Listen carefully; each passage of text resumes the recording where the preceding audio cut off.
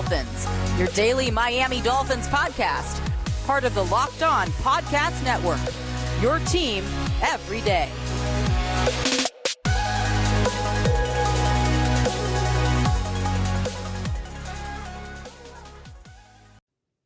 What's up, Dolphins fans? Welcome to the Tuesday night live stream here on Locked On Dolphins. It's cut down day, which means we've seen the Dolphins whittle this roster down from 81 at the end of the weekend, all the way down to 53 players, 54 technically if you're including Will Fuller, who's on the suspended list for week 1 against the New England Patriots. And there's a lot to get into as far as who was kept, who was cut, what things I would have done differently, things I'm excited to see, some oddities about the distribution of talent that the Dolphins have. But first and foremost here, cheers. For those who are tuning in on Tuesday night, it's great to have you with me. Chat's popping off already. Dolphins craze, Turd Ferguson, R.I.P. Dokes, absolutely. Glenn asking people to slap the like button. Please do. And while I'm having sips, right, let's pour one out. I don't want to get, this is bullet, so I actually don't want to pour too much out. But I will, as a sign of respect, I will pour a little bit out for Kirk Merritt. Did not make the active roster in favor of the likes of both Preston Williams and Jakeem Grant. I am distraught, to be completely honest with you. But I like a lot of what they did with this roster. And before we get into the roster, guys, you know, this is, I said at the top of the week, I wasn't going to get too far into the weeds with the rumor mill for the Miami Dolphins, the quarterback situation. The only thing that I'm going to say is the report that Jeff Darlington put out, because I think this is really important. And I'm very proud of Coach Flores for taking the time entering into the season to have this commentary with his team. Jeff Darlington reporting this afternoon told Dolphins coach Brian Flores just addressed his team regarding recent reports tying Miami to a possible trade for Deshaun Watson. Sources say he told players and staff that Tua Tagovailoa is, quote, our quarterback, in a brief appointment endorsement of the QB. This info isn't intended to dispute recent reporting that Miami was a major player in trade discussions. Rather, it is a reflection of the moment. And that's kind of where I feel is most important for us as Dolphins fans, regardless of what's true, what's not true, the rumor mills, who's making stuff up, who's not making stuff up. Who cares? At this point, 53-man roster set. Coach Flores just told the team, Tua Tagovailoa is our quarterback, guys. Let's go. Let's get ready for the season. We got the New England Patriots. A coach standing in front of his team, continuing what Darlington said, endorsing his QB is not the same as one navigating a press conference. So wherever it started, wherever it's going, here's what you could take away. Less than 2 weeks before the season starts, Flores made clear to his team that Tua is indeed their quarterback, and I expect him to echo similar sentiment in the weeks to come. I'll tell you this right now. There is nobody in the business that I have more respect for than Jeff Darlington.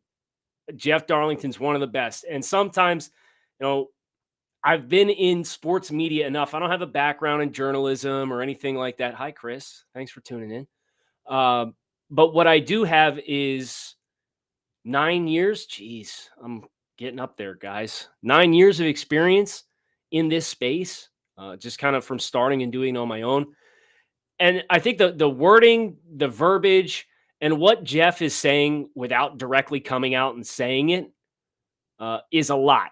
And it's Tua Tagovailoa is going to be the Dolphins' starting quarterback in 2021. And, let's focus on that. And let's focus on what the year is to come. JP questioning, what's your breakdown of Mac Jones versus Tua? Yeah, so obviously the Dolphins and roster cuts was not just clarity for Miami. It was clarity for this week 1 matchup because the Patriots cut Cam Newton. Did not try to trade Cam Newton, just cut him. So obviously Mac Jones is going to be the New England Patriots starting quarterback in week 1. And if I'm being completely honest, I would rather not have to worry about a 2 QB system. I would rather not have to worry about the QB run game. And I would rather face a rookie quarterback. That's just me. So from Miami's perspective, I appreciate the clarity that the New England Patriots provided on cut day for what week 1 is going to look like. We also found out Stephon Gilmore is going to start the year on the PUP list, which means he's out the first 6 weeks of the season. He will not be available for New England. So you take Will Fuller, you take Stephon Gilmore, you want to call it a push, you want to call it a win for Miami. I wouldn't call it a win for New England in that exchange. Week 1 looks a little more clear today than it did yesterday. And that's never a bad thing. So with that in mind, I wanted to make sure I touched on the Jeff Darlington stuff. I want to make sure I touched on New England, the quarterback situation there, a little bit of clarity, which is always nice. Oh, Bromar, don't say easy win for the Fins. We still got to show up. I know that was a big thing on Dolphins Twitter throughout the day today. It was a bunch of smack talk and can you be confident? And I try to never take it for granted. But I like the breaks that we got throughout the course of the day today. I think it gives Miami much better clarity. So let's get into the roster, right? The Dolphins made the cuts. They have 26 players, including Will Fuller on the offensive side of the football, 25 on the defensive side of the ball, and 3 specialists. Quarterbacks, 2, Jacoby Brissett and Tua Tagovailoa, your top 2 quarterbacks. 3 running backs, Myles Gaskin, Savon Ahmed, and Malcolm Brown. 7 wide receivers, including Will Fuller, who suspended week 1. Devontae Parker, Will Fuller, Jalen Waddle, Albert Wilson, Preston Williams, Matt Collins, Jakeem Grant. 5 tight ends. The one thing I said, man, I could not see this team doing. They did it. They absolutely did it. They kept 7 wide receivers and 5 tight ends. Gesicki, Shaheen, Smythe, Hunter Long, Ethan Carter. They kept them all. 9 offensive linemen, including a surprise for me. Austin Jackson, Solomon Kinley, Michael Dieter, Robert Hunt, Jesse Davis, projected starting 5. Greg Manx, who they just brought in over from Baltimore, Greg Little, and Robert Jones, the UDFA from Middle Tennessee State.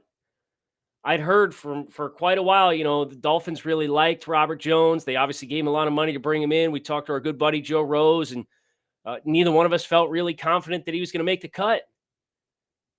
He did have 2 pressures allowed and a penalty against Cincinnati, but he knocked the snot out of some guys up front. I'll absolutely give him that. Whether it was executing cut blocks, whether he's getting out on wide stretch plays and punching guys out of holes, movement on the ground, he definitely accomplished resetting the line of scrimmage. And I feel like that was kind of the prevalent thing that probably helped sell him to this Dolphins regime. So that's the 26 players, including Will Fuller, on the offensive side of the ball. Defensively, Christian Wilkins, Raekwon Davis, Zach Sealer, Emmanuel Ogbah, Adam Butler, John Jenkins are your 6 classified defensive linemen. You have hybrid linebackers in Jalen Phillips, Andrew Van Ginkel, Sam McGuavin, and Brennan Scarlett. And then you have stack linebackers in Jerome Baker, Elandon Roberts, Duke Riley. 7 corners, Xavier Howard, Byron Jones, Nick Needham, Noah Benogany, Justin Coleman, Jamal Perry, and Trill Williams. We didn't keep Kirk Merritt. We didn't keep the guy I wanted to as a training camp darling on offense. But cheers to you, Trill. Trill, UDFA out of Syracuse, made the original 53-man. And I'm going to be honest with you. If I stack this thing up, he's not number 53. I think he's got a good chance to stick all year. You love to see it. 5 safeties, Eric Rowe, Javon Holland, Jason McCourty, Brandon Jones, Clayton Fejedelem, and then obviously 3 specialists, Jason Sanders, Michael Pilardi, Blake Ferguson.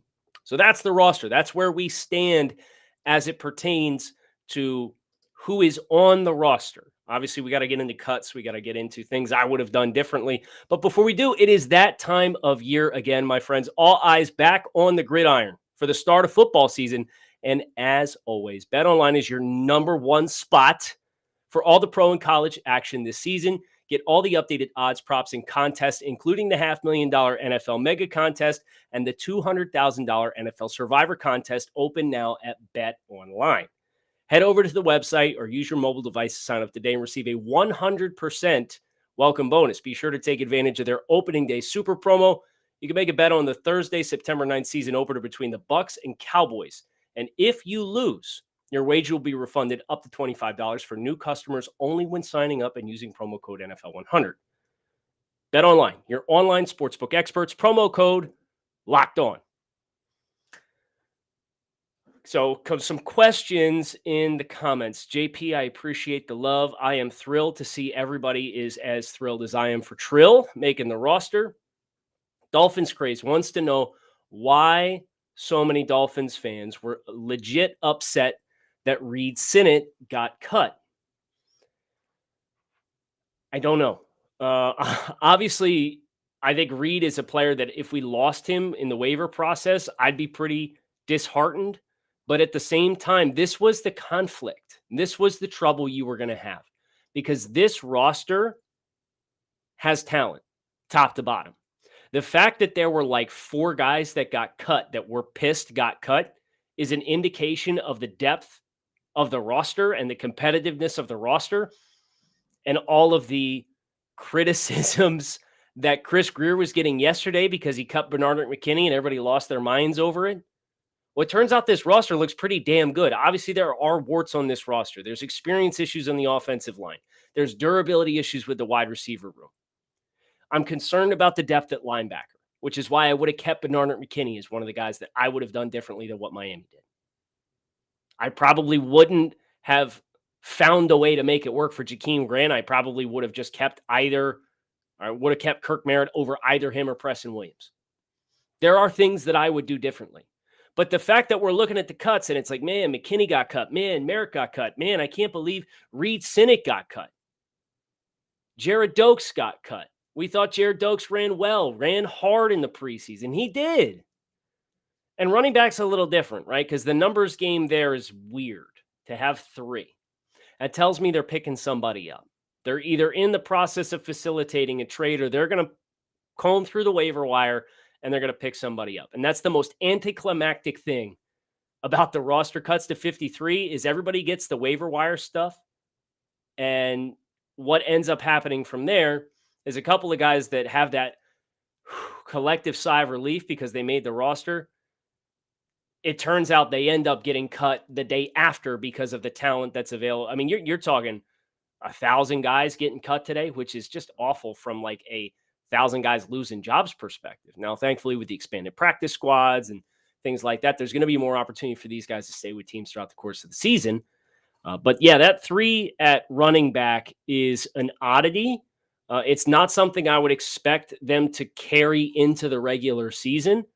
But I also think the messaging here and where they prioritize their roster kind of falls in line with what we have anticipated the identity of this team is going to be. This is a team that made a lot of investments in the wide receiver room. They changed the offense, the offensive infrastructure, and the anticipation we had was this is going to be a team that passes to set up the run. What messaging does it have when you keep 12 pass catchers and 3 running backs? You're probably going to pass the ball more than you're going to run the ball, right? Now, I do still think ultimately they will bring somebody else in, whether that's a seasoned vet, a young guy. I don't know. I thought for sure when the Laird cut was reported, Jared Dokes season, let's go, lasted all of 90 minutes. And then it turned out he was cut as well when the team released their cuts. There's some cracks about guys that were cut. There were some cracks in the comments about why some guys were cut. But I'll say this. I was surprised that there were a lot of fans that were upset that Shaq Griffin was cut. Shaq Griffin is a really fun, energetic presence on the football field. But I think the value that Shaq Griffin was going to bring to your team was special teams value almost exclusive. And you look at his utilization in Seattle, and it kind of fell into that throughout the course of his tenure in Seattle. And I hear some people asking, how did we not keep Shaq Griffin versus Clayton Fejedelem or Duke Riley? Well, I think about Clayton Fejedelem specifically. And if you remember, Clayton Fejedelem was the guy who played the up back on the punt team. So again, teams, special teams, individual specific roles and ideas for where certain guys are going to slot, which are the critical positions on certain groups on special teams, whether it's the kick return team, Jakeem Grant, the punt team, obviously beyond the long snapper and the punter, it's the guy who's the up back. So I think that probably is those 5 names that we kind of raised our eyebrows at, particularly Kirk Merritt being off in favor of Jakeem Grant. Turns out that was one that probably cost Kirk a little bit, is the return skills. And once Jakeem was willing to come to the table and renegotiate his contract and cut 2 years off of it and give himself a pay cut, that didn't help Kirk Merritt's cause. From a linebacker's perspective, there are 3 guys that I would absolutely have on the roster that the Dolphins don't. It's Kirk Merritt over either Jakeem Grant or Preston Williams. Probably Preston Williams, because Kirk at least gives you some special teams value. I would have kept Bernard McKinney over Duke Riley. I understand why that was a decision they chose to make, because, again, Duke Riley can run, right? He's a blazer. McKinney is a thumper. So I get it. You want to have guys who can win in space. It's a space league right now. Kickoff team, kick coverage. I get it. And I probably would not have kept Ethan Carter if it meant keeping Jared Dokes on the running back position. So we'll see what they end up doing at running back to see if I feel better about that. Glenn, Preston Williams was kept because of his upside. Dude is a matchup nightmare when healthy. They're taking a gamble. He will finally have a healthy season.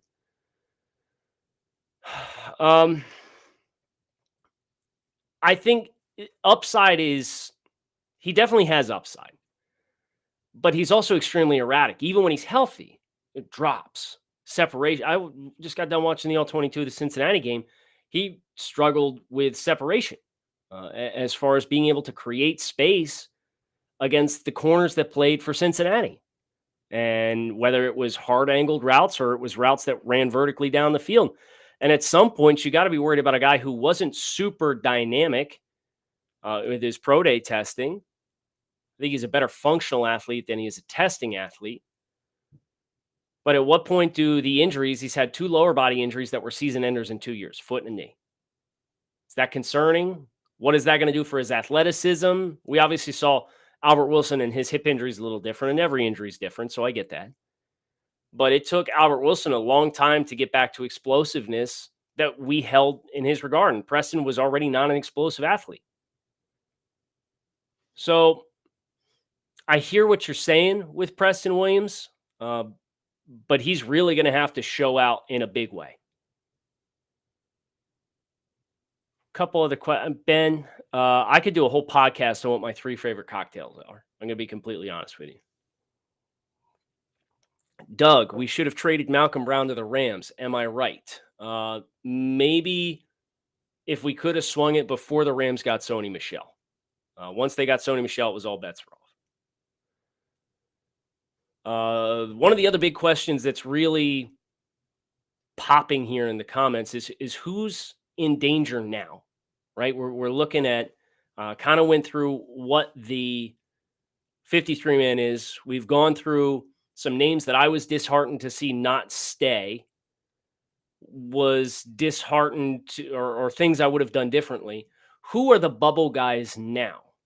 I think that's a great question, and it's not an easy one to answer. Because I think you maybe have Robert Jones as a bubble guy on the offensive line. Maybe you wanted to just sneak him through the original drop in talent and keep him so the initial surge of waiver claims comes and goes. I still do not foresee them keeping 12 pass catchers. So right now, including Will Fuller, you got 12 wide receivers and tight ends. Somebody in that group's going to be in trouble. I'd say it's probably going to be a tight end. And that gets into one of the oddities that I was talking about at the top of the stream. This team has 12 wide receivers / tight ends, and they have 12 defensive backs. That is a very, very large percentage of the 53-man roster. It's effectively half, if you're going to discount the specialists, that are perimeter players. And I think the way that we got to this point really comes back to one of the buzzwords for the Greer Flores team: versatility, right? You think about how many guys you have on the offensive line that can play multiple spots, and they still kept 9. But I think even like Robert Jones, I don't think has a great deal of NFL positional versatility. He played right tackle at college. But you have Eichenberg, who's played guard and tackle on the bench. You have Greg Little, who can play presumably both sides at tackle on the bench. Greg Mintz has played guard, center. Robert Hunt, tackle guard. Jesse Davis, everything other than center. Dieter, guard center. Kinley, left side, right side. A lot of versatility there. So if I'm looking for a low man on the totem pole for cuts,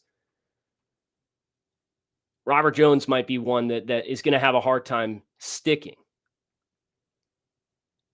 I think about the versatility in the linebacker room. Obviously, they were testing out Jalen Phillips against Cincinnati, trying to get a feel for where he's comfortable, where he's not, the things that you can do. I think he's going to be predominantly a pass rusher at the next level. I think Brendan Scarlett is predominantly going to be a front side of the run, set the edge type of player. Sam McGuavin helps. I would not spend a lot of time with Sam McGuavin in coverage, but I think that's why you keep 12 DBs, right? Because this team is going to play a ton of sub. They're probably going to do a ton of 3 safety stuff. I'd be willing to bet you get into the regular season. Rowe, Holland, and either McCourty or Jones, depending on personnel. Jones is a guy that's going to float within 10 yards of the box. McCourty is another high safety if they're going to go with 2 high safety shells. Preferably, Clayton Fejedelem does not see the field on defense at all and is just a special teams guy. I think that's the big thing for me. Now, of course, you don't have a lot of versatility in the offensive backfield as far as your backs, and that's why that was the one spot to me that jumped out and says, I don't think they're done yet, because they're more specialized there than some of these other spots. So I think that's a fascinating sub-layer, is the fact that they kept so damn many perimeter players that as we continue to digest this, you're going to get probably some clarity on guys who are going to be asked to fill multiple roles, and you're going to get some clarity on which of these guys end up being bubble guys. Let me know if this sounds familiar. You got one device that lets you catch the game live, another that you stream your favorite shows on. You're watching sports highlights on your phone, and you've got your neighbor's best friends log in for the good stuff, right? Well, I want to tell you about a simple way to get all the entertainment you love without the hassle, and it's a great way to finally get your TV together. It's called DirecTV Stream, and it brings your live TV and on-demand favorites together like never before, so you can watch your favorite sports, movies, and shows all in one place. That means no more juggling remotes, no need to buy another device ever again. And the best part, there's no annual contract. So get rid of the clutter and the confusion and get your TV together with DirecTV Stream. You can learn more at directv.com. That's directv.com. Compatible device required.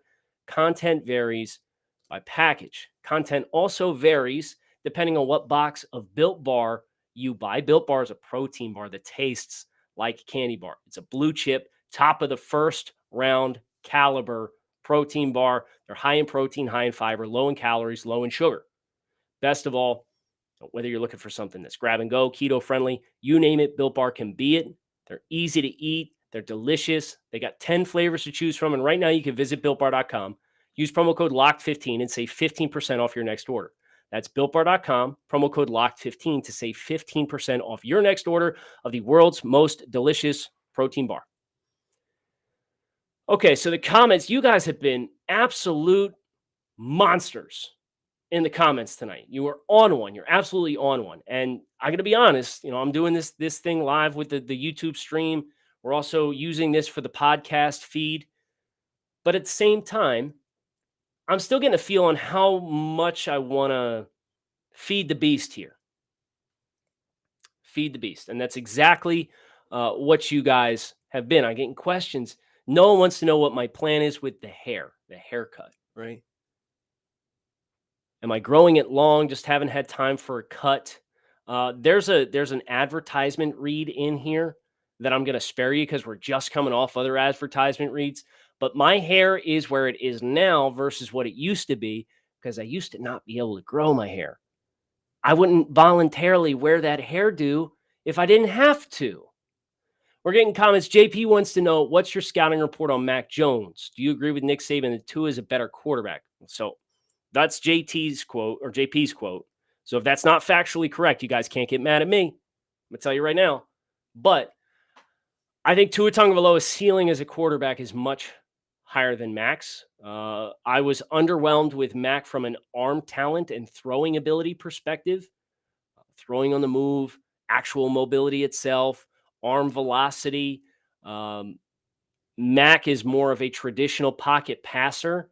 And I think that's a little bit more of an antiquated way to win. You can win with a quarterback like Mac Jones in the NFL. The Patriots are going to try, and they're probably going to do it. But I don't know what the ceiling is there. Whereas Tua, it's more risk reward with the durability. But his ability to move within the pocket, he's got a little bit more of a natural feel within the chaos, where Mac, a lot of what made Mac so great was his pre-snap processing and understanding exactly where I'm supposed to go with the ball. I'm gonna work this side of the field for my progression and start here, and almost always I'm gonna be right, and my pre-snap, my first read is gonna be open to me. That's the big difference between the two guys. I think Tua has better physical tools. Mac has, we assume, better durability, better physical stature. I think Mac coming out is better in the pre-snap. Tua, in my opinion, is better post-snap. So that's kind of a compare and contrast between the two. Pat wants to know if I'm bringing back the 80s on purpose or if this is just a natural dad evolution. It's a little bit of the both. Alejo wants to know, is the live streaming no more Power to the Pod? No. Power to the Pod is going to be back on Friday. And we're definitely going to engage some of the live stuff off YouTube, in addition to collecting takes through iTunes reviews and also on Twitter. But I pushed Power to the Pod this week because obviously we had a lot of chaos in the last 48, 36 hours. So I did not want to try and wedge Power to the Pod in amidst the cuts. Wanted to dedicate the time to the cuts and then focus on Power to the Pod later in the week. George, I'm going to reach out to Joe Rose here probably tomorrow and see what his schedule looks like this week. But I would expect to get a lot of Joe Rose throughout the course of the season. As far as the Patriots, because there's a lot of questions, it seems like the chat at the very least has transitioned from roster cut mentality to week one against New England. Playing the Patriots in 2021 is going to be like playing the Patriots in 2002, as far as I'm concerned. You got a young quarterback. It was Tom Brady then. It's Mac Jones now. That's not a comparison. Everybody relax. But the DNA of the Patriots, they are going to run the hell out of the football. They got Damian Harris, Ramondre Stevenson. You got change of pace backs there. You got a pass catching back. They're going to run. They are going to try to force you into getting undisciplined on the second and third levels, trying to fit the run if they can push you around up front. And then they're going to take advantage of that and come back with play action passing and going to be opportunistic with their shots. That is how I anticipate this game and this season for New England is going to look. How does Miami stack there? I like what they have up front on the defensive line to hold their own. I like what they have in the secondary to really clamp the receivers. And then it just becomes, okay, are we going to do three safety stuff and work the extra safety down as a rat in the hole in a robber type role and add extra congestion for passing between the numbers? And if that's the case, I like your chances. And I do like that Miami is going to space the field a little bit more. There's going to be some more pre-snap indicators. They're probably going to scheme some guys open for free releases at the line of scrimmage, and they don't have Stephon Gilmore. I like Miami's chances. Am I going to sit here and guarantee you a dub? No, I'm not. If I were picking right now, I'd pick the Dolphins to win the game.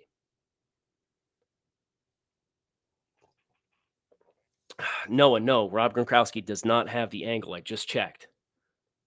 The last thing I want to do today, because this has been fun. It's been a lot of fun, and seeing more and more people kind of buzz in on these every single night is really fun. I don't have a name for waivers yet. I have not had a chance to peruse through the league-wide cut. So Pat is asking, people want to know who you would like to see the Dolphins claim. I don't have a name yet because I haven't looked, but check out Locked On Fins or Grinding the Tape on Twitter later tonight. Last thing I want to do is work my way through the cuts and just kind of acknowledge a couple of names. So the team put Larnell Coleman on IR. I believe it was a knee issue. Brian Flores said he got banged up during the game against Cincinnati. His technique certainly got banged up. So I think it's good that, buddy, Noah DuPont casting shade. Go ahead, ask Travis. Tell him I sent you. Larnell Coleman got shredded against Cincinnati, so this is definitely well warranted as a redshirt opportunity for him to kind of develop his skills and first and foremost, get healthy with whatever issue he has with injury. So I think there's never a good time for anybody to get injured. But for Larnell Coleman and his job security in Miami, this worked out as a good stability opportunity for him. Now it's just get healthy, roll with the punches. Hope you get healthy sooner rather than later, and let's see how you come back ready for next year. And that's like what Brian Flores said. Josh Harvey Clemens, no surprise. Cravon LeBlanc, no surprise. Bernard McKinney, we went into that yesterday. We're not going to go down that road again. Adam Pankey, I know they seem to like Adam Pankey. He's kind of stuck around a little bit. Would not be surprised if he's an opportunity to see him again somewhere along the way. Matt Skura, not a surprise once they made the trade over the weekend and brought in another utility offensive lineman in the middle. Cameron Tom, not really a surprise. Never seemed like he really got traction, even for second team. So I know he was kind of a flyer that they took early in the preseason or early in free agency. Didn't work out. Javaris Davis definitely seems like he's going to be a practice squad guy, somebody who sticks. Jared Dokes, I would expect to be a practice squad guy if he doesn't get claimed. Tino Ellis, same thing. He's big. He's one of these big corners, 6'1", 195 from Maryland. I liked him at Maryland. Showed some good ball skills. Shaquem Griffin. I wouldn't be surprised if he ends up hanging on special teams if he's not claimed. Just because I know they like him in the locker room. I know they like his energy, his ability to play special teams on kick coverage units. Sure. Nate Holley could take it or leave it. Kylan Johnson could take it or leave it. Benito Jones. I was a big proponent of Benito Jones being a guy who got a call up as a UDFA last year. But he really, I was underwhelmed with his play in 2021 in the preseason, if I'm being honest. Nito, good question. So Nito Derval, the issue with Nito is the Dolphins know they have a get out of jail free card here. They have a practice squad exemption that's not going to count against the rest of the practice squad. So he's going to stay on the practice squad. I don't think he's ready to play at this point in time. I've been encouraged by how much better he's gotten as far as developing throughout the course of his time in Miami as an international addition. But I don't think he's necessarily somebody who's going to stick the landing. And if they needed to call somebody up off the practice squad, I don't think he would be the first guy to get the call either. Kirk Merritt, obviously heartbroken. Calvin Munson, think he's going to probably stick. There's some special teams ability with him there. I know they said they want to keep Malcolm Perry on the practice squad. If they can keep him there, I think he's got a reasonable chance to get through waivers. Same thing with Jason Strobridge, who was a 5th-round pick last year. That's kind of just the law of averages. You know, the lifespan of 5th-round picks is 5 or 3-4 years tops for a lot of these guys. You'll get the exemptions. Fernando, I appreciate the calls, but Madeline is not going to make an appearance on the show tonight because we are wrapping up. We are finishing up another live stream edition on the YouTube channel, Locked On Dolphins. Hit like on the video, please. Hit subscribe on the channel if you enjoy this. If you just want to catch us on the podcast feed, you can do that as well. Hit subscribe on Locked On Dolphins. Kyle Krabs, keep it locked in right here on Locked On Dolphins. 53-man roster for now is locked and loaded. I'm sure we'll have some transactions to talk about tomorrow as well. Enjoy your night. Enjoy your day if you're listening on Wednesday.